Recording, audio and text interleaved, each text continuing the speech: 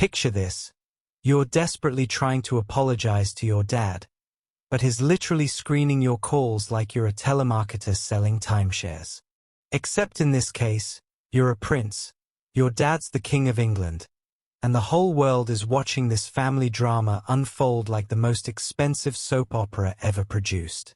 Welcome back to Royal Cookies, where we serve up the juiciest royal gossip with a side of heart-wrenching humanity. Please remember to subscribe and click on the notifications bell icon, so you will be notified whenever we upload new cookies about the British royal family. Because apparently, saying "I'd love to reconcile" while your family treats you like you've got the plague is the royal equivalent of sliding into someone's DMs and getting left on read. Except it's happening on a global stage with actual crowns involved. So what's triggered this latest chapter in the Harry versus the firm saga? Oh, just a little thing called losing a court case and realizing your dad won't even pick up the phone anymore. You know, typical Tuesday for the spare heir. Here's what happened. Our boy Harry just lost a legal battle over his publicly funded security protection. Basically, he wanted the taxpayers to foot the bill for his bodyguards when he pops back to Britain. The court said absolutely not, mate. And suddenly Harry's had an epiphany that maybe, just maybe, it's time to make nice with the family. But here's where it gets properly mental. Harry says there's no point in continuing to fight anymore and that he's forgiven his family, adding life is precious. Mate, you're 40, not 90. What's with the sudden mortality crisis? Now here's where this story goes from awkward to absolutely brutal.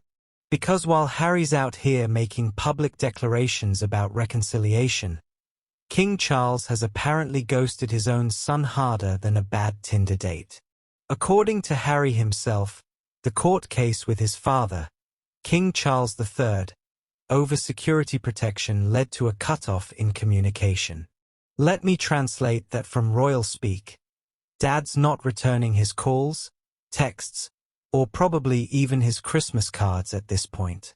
Imagine trying to patch things up with your family, but every time you reach out, you get the emotional equivalent of a dial tone. Now imagine that happening when you're literally trying to reconcile with the King of England, who also happens to be your father.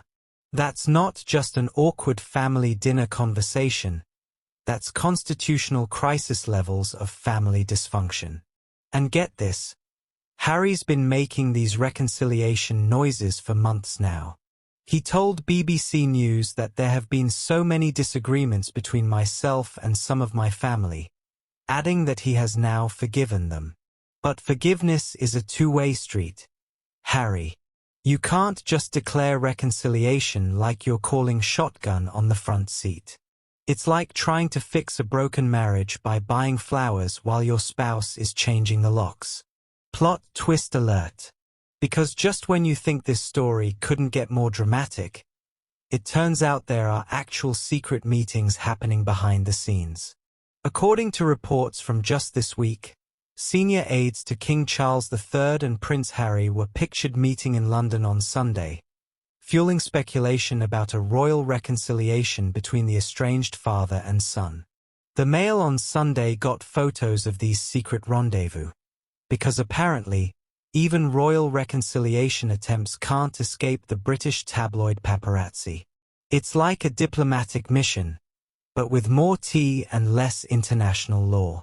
So while Harry's publicly crying about how daddy won't speak to him, there are literally backroom negotiations happening. It's giving major "my parents are fighting but using the neighbors to pass messages" energy. But here's the thing. These aid meetings could mean one of two things. Either the palace is seriously considering letting Harry back into the fold, or they're having these meetings to tell him thanks but no thanks with official documentation. Given the royal family's track record, I'm leaning toward the latter. Because the real question isn't whether Harry wants reconciliation.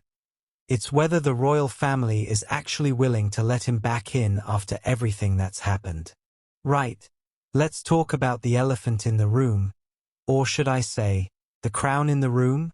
Because while Harry's out here making reconciliation speeches, the rest of the royal family is serving him silence colder than a British winter. We're talking about a family that's mastered the art of the royal cold shoulder. Reports suggest the royal family is ignoring Prince Harry's pleas for reconciliation, instead focusing on veterans' work. Translation: we're busy doing actual royal duties while you're dramaing in California. It's like when you have that one family member who caused a massive scene at Christmas dinner, and now everyone's just pretending they don't exist at family gatherings. Except instead of avoiding awkward small talk about your career, we're talking about avoiding discussions about Netflix deals and tell-all interviews. And can we talk about the timing? Harry's pushing for reconciliation right after losing a court case about security funding.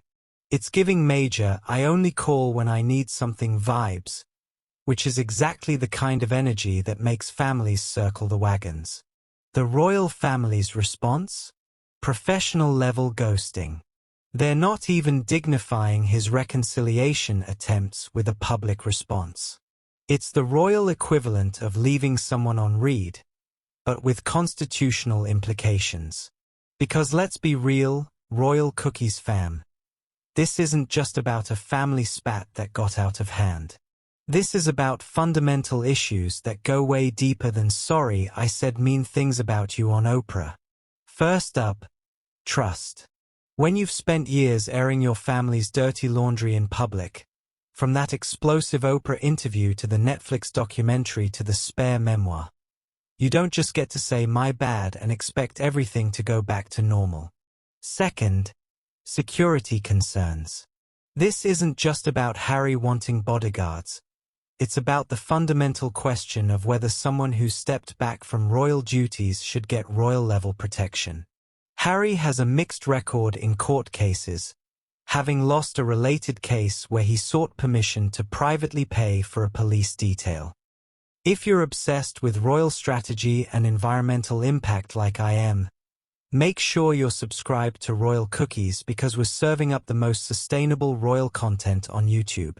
And remember, in a world full of fast fashion and royal scandals, sometimes the most revolutionary thing you can do is wear your values on your sleeve, preferably in a gorgeous shade of green. Sophie's proving that environmental activism isn't just about what you do, it's about who you become. Until next time, keep munching on those eco-friendly royal cookies.